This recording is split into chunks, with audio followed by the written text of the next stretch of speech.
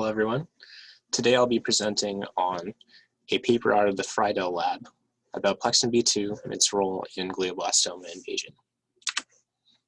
Glioblastoma, or GBM, is a particularly aggressive brain cancer with a median survival rate of only 5% over 5 years, accounting for about half of all brain tumors. The current treatment approach is consistent with most cancers and involves surgical resection of the tumor bulk, followed by chemo and radiation therapy. The problem with glioblastoma is certain cells tend to have invasive growth into healthy tissue, preventing full resection and leading to secondary brain tumor formation as early as a few months after treatment. Durotaxis refers to the tendency for most cell types to migrate towards stiffer substrate, and during GBM progression, the tumor microenvironment gradually stiffens. Despite this, GBM tends to invade into softer brain tissue, indicating that it's somehow overcoming the stereotactic bias. It's also seen to go along axon fibers and microvessels. This points to some molecular change in GBM, and a candidate mechanistic player is axon guidance molecules. Plexins are one of these and regulate cell-to-cell adhesion, and they're known to be upregulated in GBM. This leads to the research question: what are the cellular and molecular mechanisms which underlie apparent GBM invasion behavior? Specifically, what is the role of plexin B2? At the time of publication, it's well established that glioblastoma exhibits infiltrative growth into healthy brain tissue. Some mechanisms have been investigated, like cytoskeletal and signaling regulation and ECM composition. It's recognized that a certain subpopulation of glioblastoma stem cells, or GSCs, are primarily responsible for GBM invasion, but not many studies have used them. Despite these studies, apparent abrogation of durotaxis and preference for migration along axon fibers and microvessels is still poorly understood. The significance of this study would be to gain a greater understanding of GBM invasion, which is critical for development of improved treatments. And the findings would establish the importance of plexin B2 in glioblastoma invasion, which would create an initiative for investigating what other roles it may play in tumor progression. Now for the results. The model system used for a variety of these experiments was immunocompromised mice with intracranially implanted human-derived glioblastoma stem cells of various molecular subtypes. They were implanted and created a tumor bulk and also had invasion into the healthy tissue. Considering prior studies of GBM association with vasculature, the authors examined the spatial relationship between invading tumor cells and blood vessels. They did so by staining with PCAM or laminin, which are both proteins present in the vascular basement membrane. To examine colocalization with axon fiber bundles, samples were stained for myelin basic protein, and image analysis was done to determine the overlap with GBM. Human integrin beta-1 staining was used to examine morphology. The authors found, surprisingly, that there was no dominant association for invading GBM with vasculature.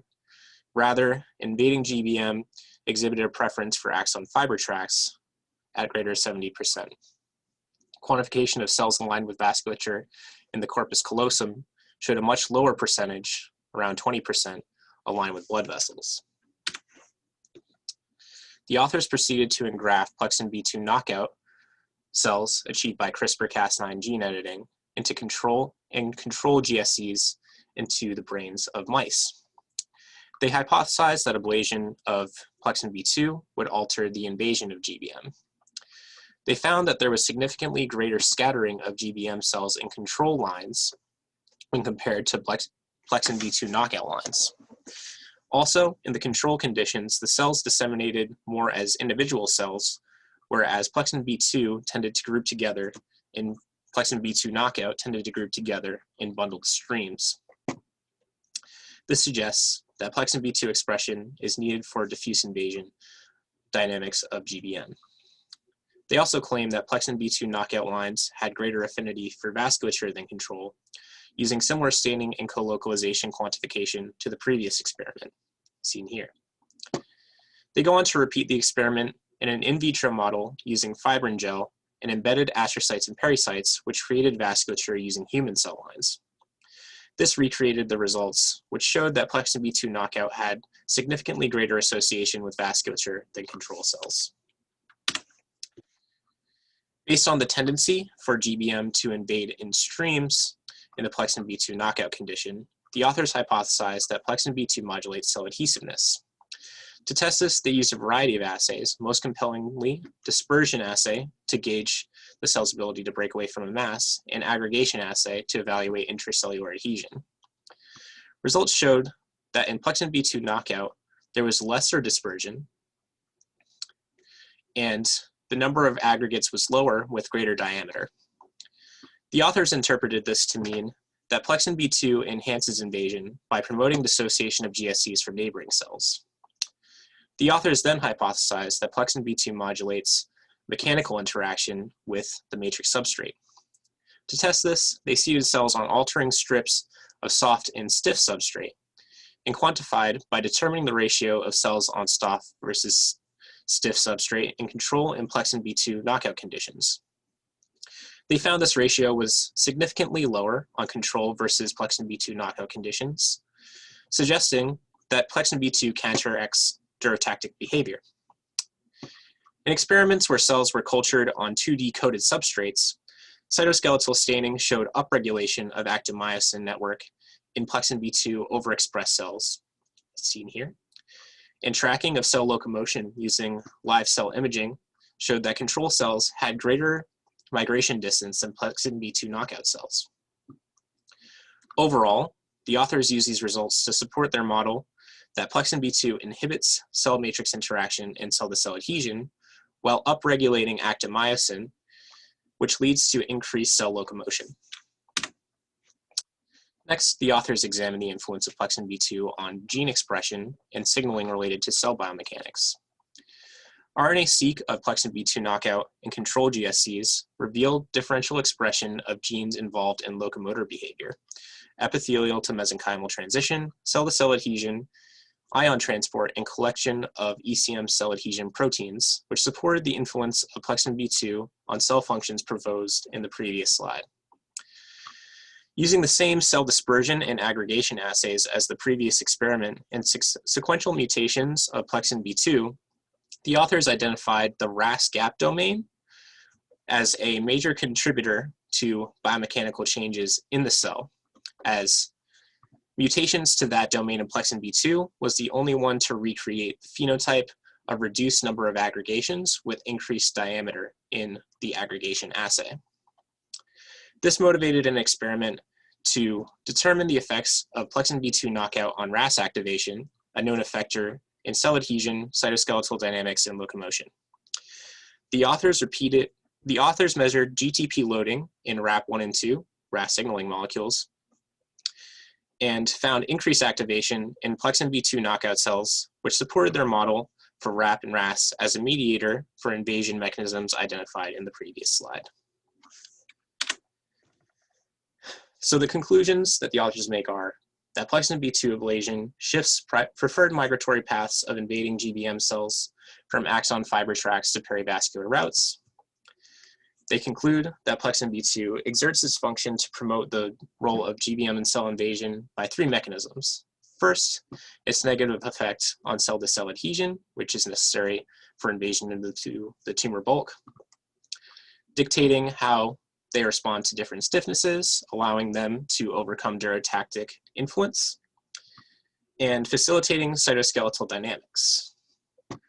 Plexin B2, finally, affects biomechanical gene expression and engages RAS signaling.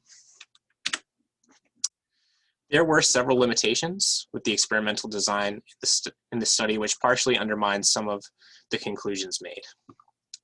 In some cases, the experimental approach was too qualitative to support the author's claims. One such case is experiments surrounding GBM association with blood vessels. In their first section of results, the authors assert that the preferred migratory path of GBM is along axon fiber tracts, claiming that there is no major association with blood vessels. This conflicts with several studies which demonstrate preferential association of GBM with vasculature. In their own evidence, the authors never present a comparative measurement of GBM association with vasculature and axon fibers using the same or parallel samples. they only provide the percentage overlap with axon fibers, which is not sufficient to support the claim. Also, when they do quantify association with blood vessels, they use a more stringent measurement of alignment rather than overlap, using tissue from a different brain section. And when they do a more comparable quantification later, the overlap is much higher. Another issue with the experimental approach was the use of 2D assays to support claims related to mechanisms of 3D invasion. While still in the developmental stages, 3D models of brain tissue are available which incorporate 3D ECM, and this has been accomplished to create assays, which would have been much stronger to support the conclusions rather regarding plexin B2's role in stiffness sensing and the facilitation of cytoskeletal dynamics, which leads me to at least partially refute their conclusions related to these two mechanisms of invasion and plexin B2's role in them. Another shortcoming of the paper is it fails to consider a hydrodynamic mode of migration for GBM cells, which is a major mechanism proposed in related literature. This mechanism proposes that the flux of ions into and out of the cell regulates cytoplasmic water content as a means of negotiating the interstitial spaces of brain tissue. It has strong rationale based on the results of the author's RNA-seq data. As you can see, that ion transport is differentially regulated in plexin B2 knockout versus control cells. And it could be an alternative explanation for the fusiform morphology that they saw in GBM cells in the corpus callosum. There are several instances also where certain results did not hold for both ST2 and ST3 cell lines. In experiments where only one of the cell lines was used, the authors always chose ST2, and they entirely excluded ST1 and 4 cell lines, which they had looked at the beginning of the study. This illustrates a possible weakness in their conclusions, as they appear to only apply the findings to any invasive GBM cell, whereas they only show strong support for ST2, and they don't always show strong support for ST3, as you can see from these two figures. This would lead me to soften the impact of their conclusions, as their results were only really strongly supported for GBM cells of a mesenchymal cell type. One example where this is the case is the activation of RAP1 and 2, where, as you can see, there was much more significant and consistent activation of both molecules in ST2 as opposed to ST3. And this weakens the conclusions related to signaling. A major strong point of the paper, however, is its support for the claim that plexin B2 modulates cell-to-cell adhesion.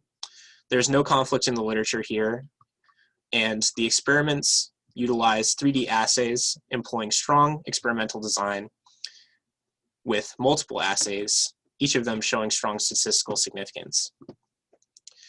Based on the totality of the data, there's also clear support in vivo and in vitro for plexin B2's role in cell scattering. I can accept the general conclusion that plexin B2 encourages diffuse invasion, even though I don't accept some of the mechanistic explanations. Finally, the data presented from RNA-seq is compelling and suggests future directions for study, but is not sufficient to save the shortcomings of experimental assays.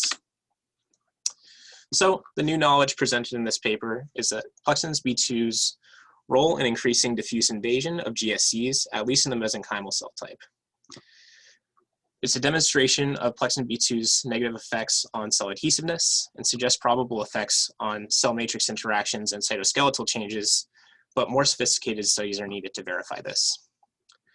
It also establishes plexin B2's role as an effector of gene expression and signaling related to cell biomechanics and GBM invasion.